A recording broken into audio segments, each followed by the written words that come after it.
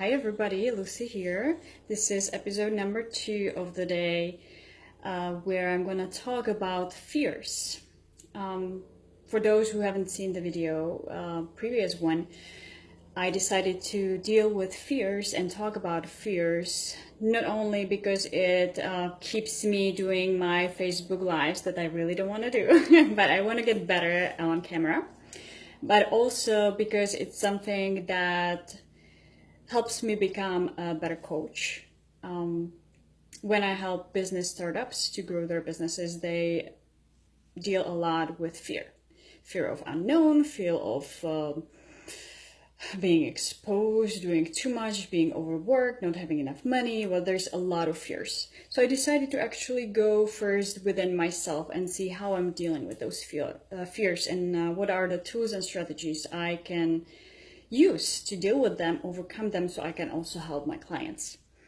And today I found out a new fear that I thought I didn't have at all anymore. I thought I'm so over this fear. Till I couldn't decide which fear to pick today. And then I decided, well, I created a little system for you guys and for myself to kind of get organized. So in order to get over the fear, I don't know if you see it, is first we need to be aware, then we get some tools to deal with the fear, and then we just move and do it. Like I create a shortcut ATM, you don't get cash, you get courage.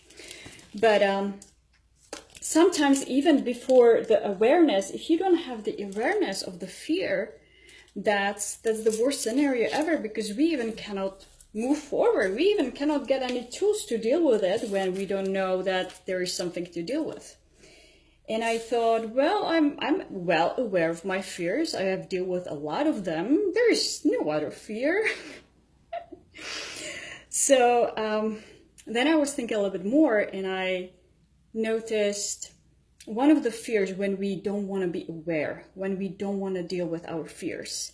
I call it a deflector fear. It deflects. So it shows itself, let's say, when we blame others. So the reason I am not going to start my business is because the economy is bad, or because my family situation doesn't allow it right now, or I am too tired to do that. I'm too tired to go exercise. I am too busy to deal with this. So this is all things that kind of we use to deflect ourselves from looking into the issue, what's really going on. Or let's say if we overeat, if we binge watch Netflix.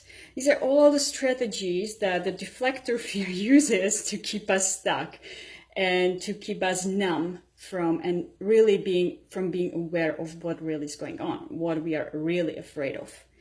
And I thought I'm pretty aware.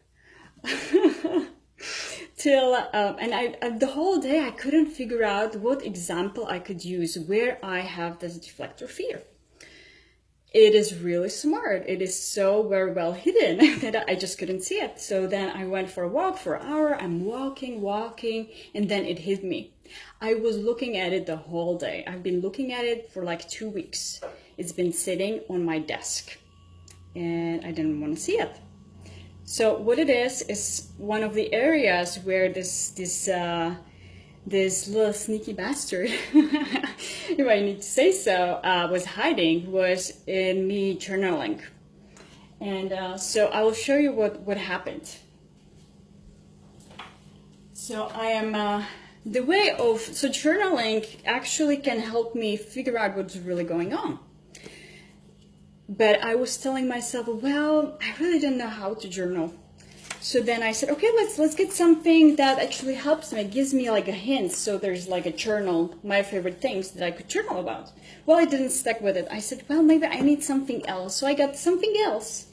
And then I just kept getting more and more things. And this is getting really embarrassing. Like I have so many different journals, and like this one, and daily greatness journal that's just sitting on my desk.